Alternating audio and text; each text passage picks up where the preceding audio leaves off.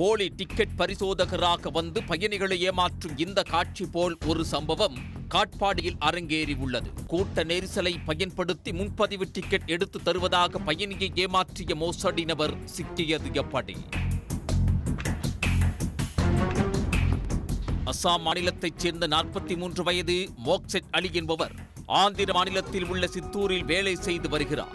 அவரை காண அவரது 2 நண்பர்கள் உத்தரப்பிரதேசத்தில் இருந்து வந்துள்ளனர். அவர்கள் மீண்டும் உத்தரப்பிரதேசத்துக்கு அனுப்பி வைப்பதற்காக தட்கலில் ஏசி டிக்கெட் முன்பதிவு செய்ய வேலூர் மாவட்டம் காட்பாடி ரயில் நிலையத்திற்கு வந்துள்ளனர். அப்போது டிக்கெட் வாங்குவதற்கு அதிக கூட்டம் இருந்துள்ளது. இதனால் செய்வதறியாது திகைத்து நின்றுள்ளார்.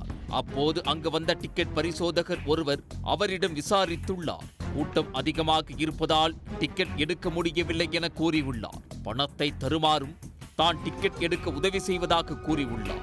டிக்கெட் பரிசோதகர் என்பதால் விரைவாக டிக்கெட் எடுக்க வாய்ப்புள்ளதால் நம்பி பணத்தை கொடுத்துள்ளார். ஆனால் நீண்ட நேரமாகியும் அவர் வராததால் தான் ஏமாற்றப்பட்டதை மோக்செட் அலி உணர்ந்துள்ளார். இதையடுத்து காட்பாடி இருப்பு பாதை காவல் நிலையத்தில் புகார் கொடுத்தார்.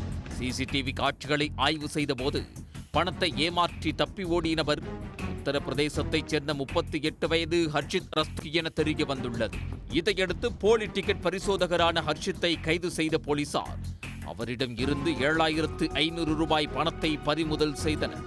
ஆள் மாறாட்டம், ஏமாற்றி பணம் பறித்தது என 2 பிரிவுகளில் வழக்குகள் பதிவு செய்து நீதிமன்றத்தில் ஆஜர்படுத்தி வேலூர் மத்திய சிறையில் அடைத்தனர்.